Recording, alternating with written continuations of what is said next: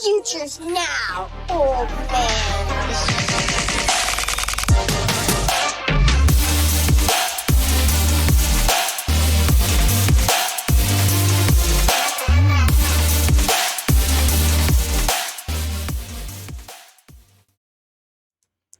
What it do, Rookie HQ? We're here with you for the Rookie Market Value Show. I'm your co-host J Mac here with my co-host Jose. What up, dude? What's up, Rookie HQ gang? Hope y'all doing well. Back at it with another episode for y'all. I've been good, J Mac. How have you been? Been real good, man. I am excited to talk tonight. We're doing switching things up a little bit. We're going to talk about Daniel Jeremiah's mock draft 3.0. And I think you have another mock draft for us. Who put that one out? I know it was by athletic.com, but I don't know. Yeah, Is there? so they do a series where they get like the beat writers. They get a beat writer for all 32 NFL teams. So the guys that are covering the team closely and have some kind of insights into the buildings, and they kind of ask them who they think their teams they cover are most likely to pick. And so it's like a writer's mock draft, so to speak. Yeah, and you were noting that, typically these beat writers have a little bit more of an inside track when it comes to team specific needs or I guess just insider information in general. Although Daniel Jeremiah is pretty good himself. Yeah, 100%. All right, man. Let's jump into the rookie market value segment if you're ready. Let's do it.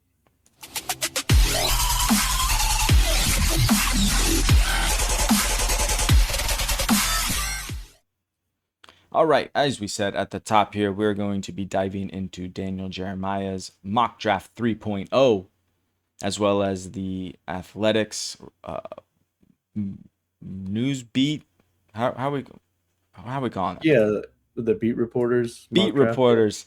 There's the word I'm looking for. Let's get into the presentation mode and dive into this mock draft here. Obviously, no surprise here. We have Fernando Mendoza going 1 overall to the Las Vegas Raiders. Not much, not news, not real news there. I think we're still feeling pretty good about that situation, even more so in free agency because they have a new top center and Tyler Linderbaum. So great news there. Is there any you want to tidbit you want to drop on this here? No, I mean from what he says in this mock draft, he still thinks they may add another guy. So I don't know, a Kirk Cousins that's floating around or something like that to start. So Mendoza won't be Mm. starting right away, which I think is smart on their part and to let him develop. So, but otherwise, yeah, I mean, I think everybody right now is under the assumption that that's what's happening, and you're kind of making fantasy decisions as if Mendoza's going there at 101. Yeah, so let's actually like dive into that a little bit, right? Because that could be a possibility. And since we are talking about rookie market values here, what do you think that would do to Fernando Mendoza if they did bring in like a Kirk Cousins? Where do you think people are taking him? I mean, right now people are trending to take him at the 102. Do you think that slides and he goes back to 105 as consensus and the three wide receivers go in front of him? Yeah, I mean, I think that's what should be happening anyways. So, I mean, if I feel like if you're drafting in the top of the board anyways, you're probably not looking for a quarterback to be productive right away anyways. So, if you were planning to take him there, Kirk Cousins getting signed doesn't really do much for you because you're probably in a rebuild for another year or two anyways. So, I think for you, probably makes you happier that you're gonna have Mendoza not thrown into the fire right away from week one and let him develop a bit, give him more of a chance, right? Like a Drake May sort of thing, or like did Bonix? I don't know, but Drake May for sure. They only started like 6 games in or whatever it was. So I think that can only be beneficial for his career. And if you're picking him at 102 or wherever earlier in the first round of a rookie draft, it's just better for you. So I don't Yeah. think it would hurt your idea of anything. Okay. Yeah, I like it. Yeah, I mean, and another name we could throw out there would be like a Jackson Dart, right? Who, didn't start until like week 5 last year. Right. Okay, let's keep on moving. Pick 4 overall is the Tennessee Titans taking Jeremiah Love, the Notre Dame running back. How you feel about this landing spot for Jeremiah Love? I think it's okay. It's not the most exciting, obviously, compared to like what we were talking about at the beginning of this off season, where it was like, oh, could he go to the Chiefs in a few picks? So you got Tony Pollard who got paid there to go there after, and I think he's got this year coming up, and then he could be he's a restricted free agent. So you're looking at probably them, sharing the workload and him not being like the centerpiece right away. Also, the Tennessee Titans don't project to be a great offense, so I think that caps his ability. If you were trading to have a stud running back, you might get a little bit of Genty where it's not going to be that great the first the first year in terms of also he might just not get as many touches as well. I think Tajay Spears is still there as well, right? So it'd just be a bit of a muddy backfield again if you have the 101. Hopefully you're not trading for that, needing a running back to produce as a contender right now. Maybe you're waiting for the draft because if this happens, I don't think Jeremiah Love, unless he kind of just blows out of the water and Tony Pollard is his backup. He might not be a contender's running back at least the first year, but otherwise, you hope Dable can figure it out. You hope that he can help Cam Ward develop and be an actual good NFL quarterback, so that in the future seasons, you feel good about him as a good RB1 solid for Dynasty top 5 sort of asset on your roster. I kind of sneakily like this a little bit, right? I feel like if he did go here, the value might drop a little bit. I think people like what you're saying, people might be a little, buying into that. He's not going to be that year one guy that we all thought he might be. And I would try to maybe like buy on that dip here because I really like Brian Dable as an offensive coordinator. And then you have the head coach, blanking on his name. He was the Jets head coach, came over from the Niners, a defensive coordinator. But Salah? yeah, thank you, Saleh, a great defensive coordinator. So I think like just changing this to like a run first offense and just playing good defense, taking that heat off of Cam Ward and making him do less and making it easier for him. I think that Jeremiah Love kind of leans into that really, really nicely. So I don't know. Sneakily, I like it. I like the Titans offense in general. I kind of like the moves that they're making and where they're going. I'm not as down on them as maybe some other people are. I also still really like Cam Ward quite a bit. I think he showed some flashes that I want to buy into. Yeah, I Okay. mean, what I'm not liking, that new logo design. I don't know what they did. Who's getting paid money for that? But man, that thing sucks. You have a flaming T as your logo, and you go to this thing. What is that? I don't know what that is. Anyways, you know, it's, It's the old school one, right? Isn't it what it used to be? I have no idea. I don't. Hey man, Weren't they the Houston Oilers or something I was before? gonna say it's better than an oil rig. Yeah, I mean, yeah, oil is a hot topic right now. Yeah, it Anyways, sure is. oh man, Next up here, pick number 6 overall, the Cleveland Browns selecting Carnell Tate, Ohio State wide receiver. How you feeling about this one? Makai Lemon is the 102. That's how I feel about this. I think. I mean, I as a rebuilder, sure you could be in on like Tate. I don't know if this feels as bad as when the other Tate. What's his name? The guy that's playing for the Panthers. That was the receiver last year. Oh yeah, Completely T blanking. Mac. Tedero McMillan. I don't know, man. I feel like this is just pretty bad. You're gonna have a quarterback carousel, whether it's like they try to start Watson and then it's Shador Sanders who didn't show anything that you would like as a um as a wide receiver. Tate, I feel like also needs a little bit of development. He needs a good system. I don't know. I would hate it honestly. I think I think this is bad news for everybody involved. So you think if he went here, and I think let's play a little bit of spoiler here, right? We have Makai Lemon going to the Rams and Jordan Tyson going to the Ravens. So you think Carnell Tate on the Browns would pretty squarely be the the third wide receiver picked in this rookie draft if he went here?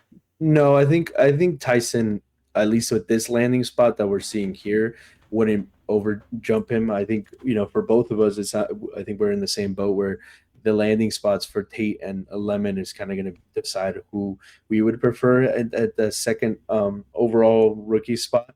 And just given these ones, Tyson with the Baltimore Ravens doesn't do enough just coming out of college and production profile and what I think about them as players to leapfrog Tate on the Browns, but Lemon on the Rams is good. Like that's money I think all day. I mean, I think Stafford has enough volume with McVay as the offensive coordinator. I think it's just it would work better at least for the first season. Like if you put these spots, I think Makai Lemon either has the better chance to insulate his value where you're going into next season saying, okay, now Adams is leaving, McVay's still there, maybe Stafford isn't there, but they're figuring it out at quarterback. He's the second to Puka, but you're more excited than Tate, who could have a pretty disastrous, I feel like, first season, just based on the quarterback play there. And then, the new offense there with Jordan Tyson and his injury concerns. I feel like you would be more insulated with Makai Lemon than you would be with Tate in terms of the value dip that you could see from season 1 to season 2.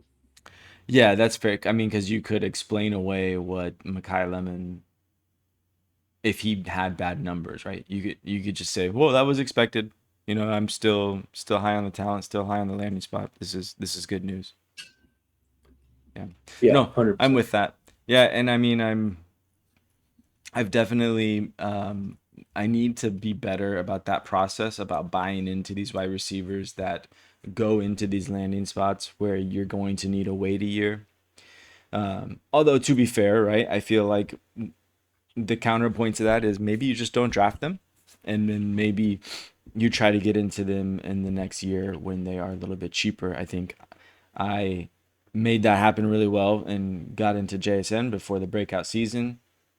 I was planning on doing the same with Agbuka, but he obviously had other plans of breaking out his rookie year, and the price is now just a little more than I would probably feel comfortable paying to get into Agbuka there. But similar landing spot here, obviously the 13th overall pick going to the Los Angeles Rams, which I don't know if we actually talked about here.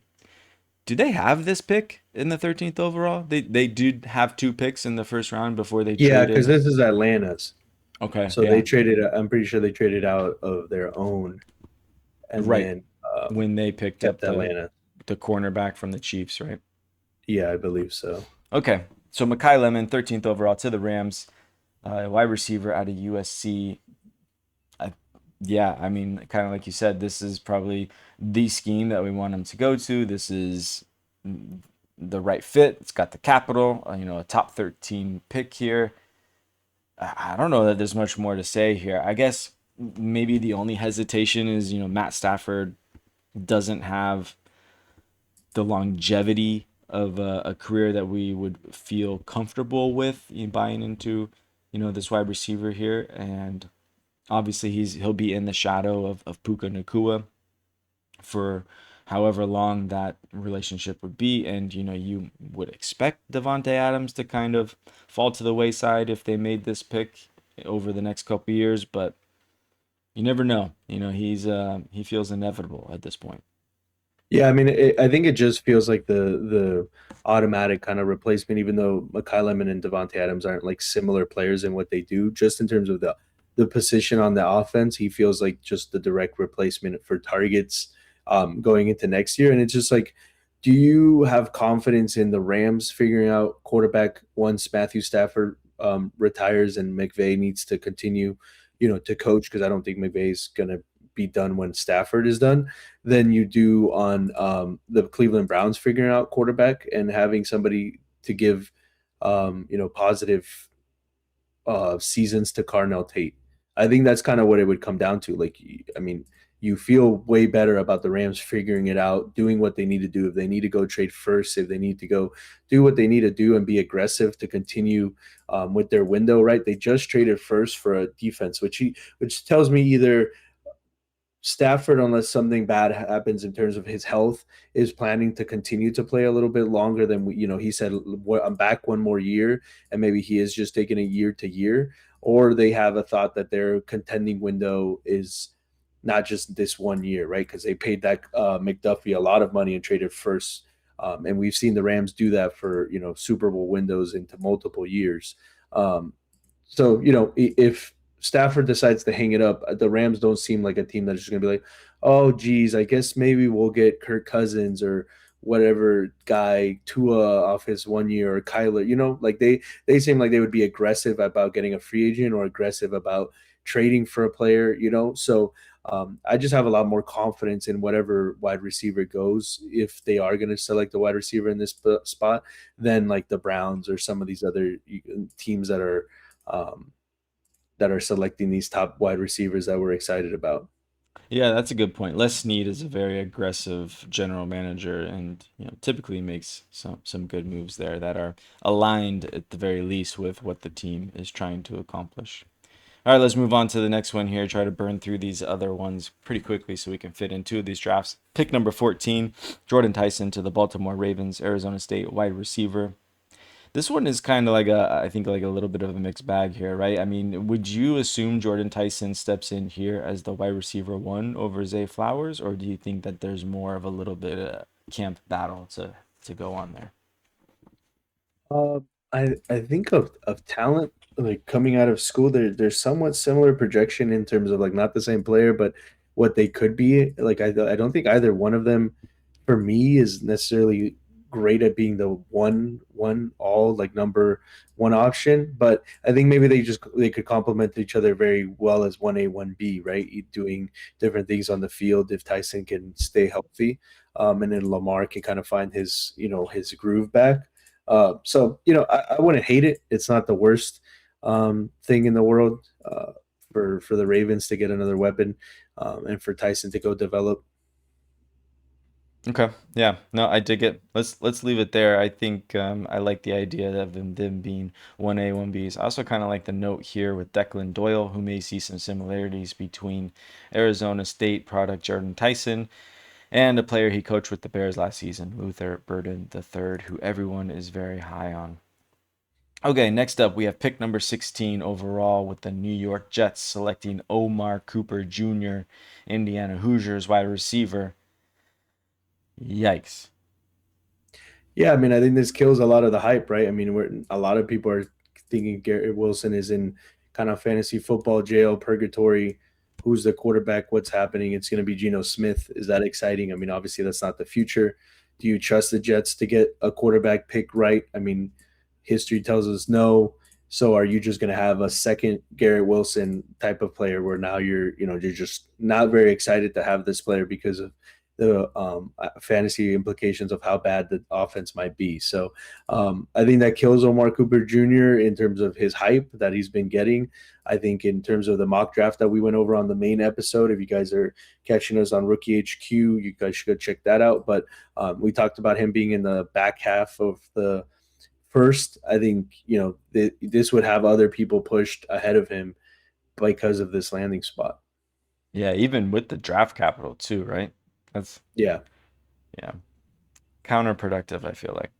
All right, moving on. We have pick 19 overall. The Carolina Panthers select KC Concepcion, Texas A&M wide receiver. More firepower for Bryce Young, but what does this do for Jalen Coker? I mean, I don't think it really affects T-Mac all that much, but I mean, we're a bunch of cokeheads over here, so what do you think about that?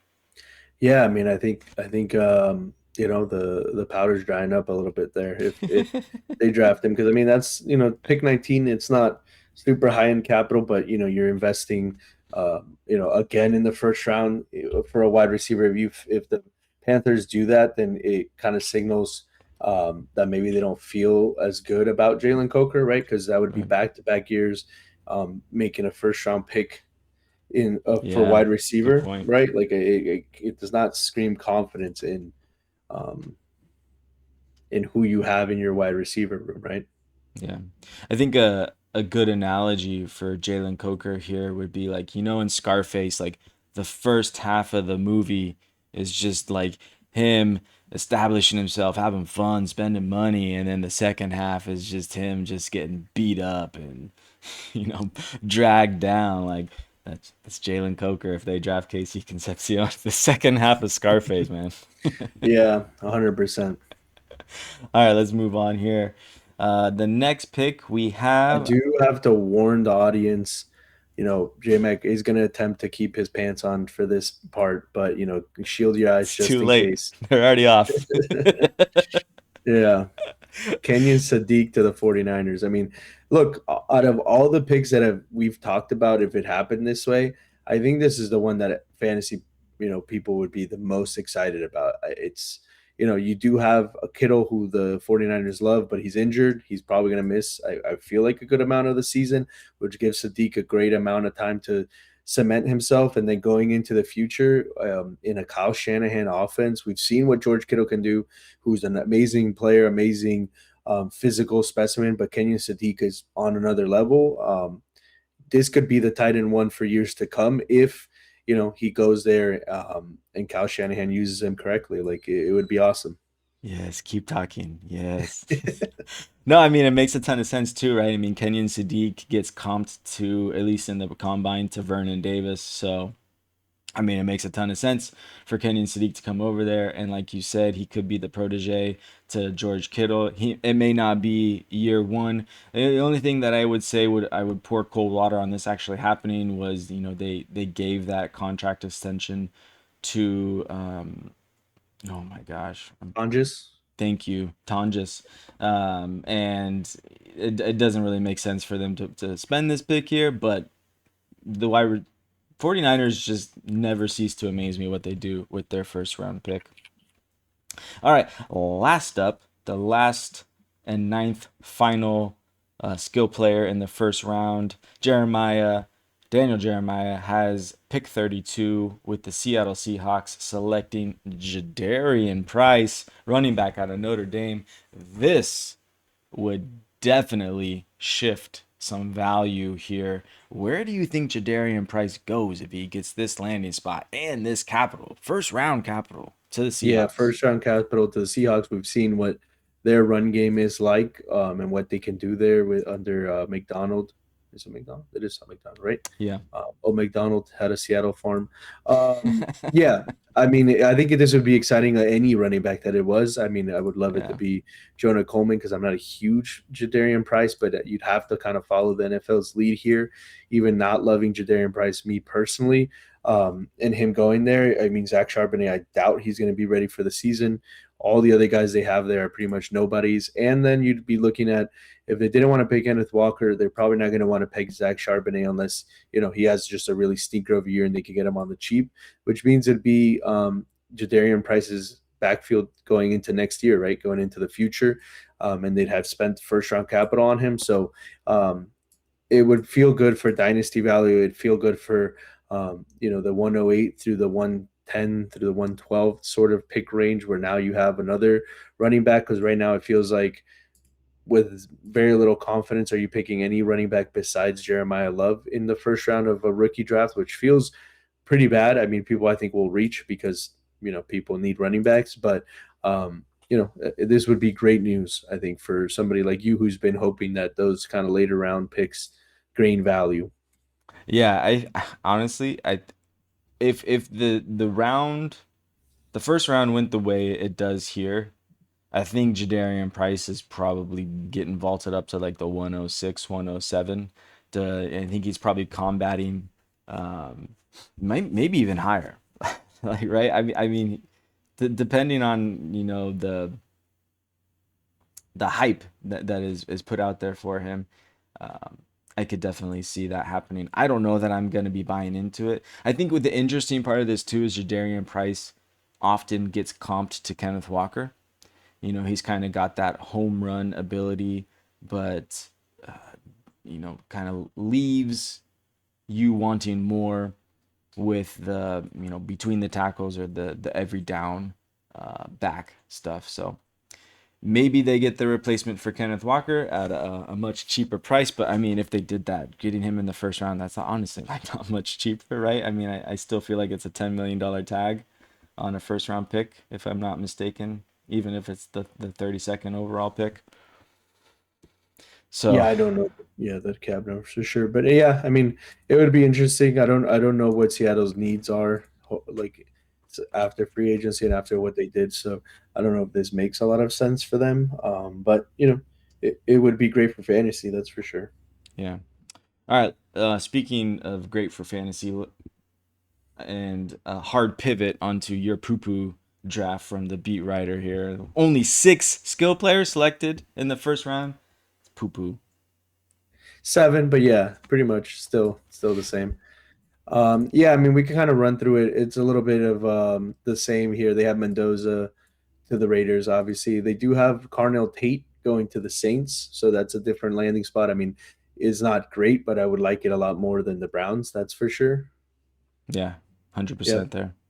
Okay. Yeah, they also have Makai Lemon going to the Rams, so I guess maybe that one is trending to be a bit more Mm. on track there.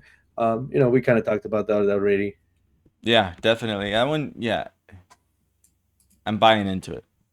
And then you haven't heard me say Jeremiah Love's name here, so this one they have him going to the Ravens at pick 14 in the first round. That one, it would feel worse than how you were saying the Titans would be curbing the enthusiasm for his year one production. I feel like the Ravens would be even worse.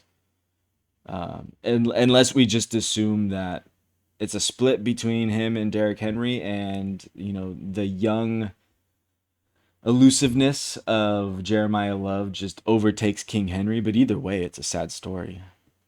Yeah, I mean, you could see it a little bit more like a Hendo um, Ramondre. Romandre sort of situation where like they made the pick, but they're not really ready to use the player that they drafted. They're still wanting to use their old vet. I mean, it's hard to how the way Derrick Henry played last year to say like he shouldn't be on the field that much. But yeah, man, I think that would be very interesting how the fantasy community would react to that. Because I think in the future, Jeremiah Love and Lamar Jackson could be just as exciting as Derrick Henry and Lamar Jackson has been for the last couple of years. But finishing it out here, a few more picks. Kenya Sadiq went to the Buccaneers in this one, so not nearly as exciting for you. No, not at all. I Or mean, I mean, in general for fantasy, right? I mean, it's crowded over there, and yeah, I don't know that it makes a ton of sense either because they just re-signed Kate Otten, but I don't know, yeah. maybe tight end This is might as a this might different have come out beast. before they signed. I don't know when they signed Kid on, Okay. so this is a little bit older. But and then you had Jordan Tyson to the Jets. So what I Mm, didn't thought was interesting here is that they both mocks have a wide receiver going there, seeing which one might be available. Right, and the one we did earlier, Jordan Tyson wasn't available at 116. And look who went there. we had Omar Cooper Jr. Yeah, there you go. Yeah, go went there. So, if the wide receivers are what the Jets are being linked to, I think that's bad news, right? Like as we talked Yeah. about. And then the last one here was Denzel Boston to the Browns. I think with their later pick, I think it kind of just same thing as we talked about earlier, right? Like it's not very exciting. We're not super high on Denzel Brown, anyways. Or sorry, Denzel Boston, and he'd be even less excited for him on the Browns. Feels like a very Browns pick. Yeah. So I mean, yeah, I mean this beat reporter's mock is a little bit more, quite a bit more depressing, I guess I would say than the one we went over for Jeremiah. So you know, And with that, we will take that mock draft and ball it up and throw it into the ether. Get that trash out of here. Kobe into the trash can. Let's go. oh no, you're supposed to say Bam now. No, Is no, that what you're it not. is, dude? I mean, No, I'm a no. millennial, bro. I don't even know who Bam is. Is that the guy who dropped like 85 points or whatever it was? Yeah, 83. Yeah, no, but 83? you never say that. Never, no matter Never. what No, age you group you're in. no, no. Never. All right, and with that, thanks for hanging out with us. We appreciate you and the support for Rookie HQ. We are Future First Podcast. You can find our Dynasty Forward content on our Future First Podcast YouTube channel or anywhere you get your mock drafts. Yeah, sure. You can get your mock drafts. We just did a rookie mock draft actually on our YouTube channel, but anywhere you get your podcasts, we're on Player Profiler Now Plus as well. We love you guys. Thank you. Go ahead and get us out of here, Jose. Yep. Thank you, Rookie HQ gang, for hanging out with us another episode. Find us wherever you find your podcasts, on YouTube, Future Bird Podcast. If you want a roster review, hit us up. Comment down in the description if you in the comment section. Otherwise, man, it's been Future First. A pleasure as always. Peace.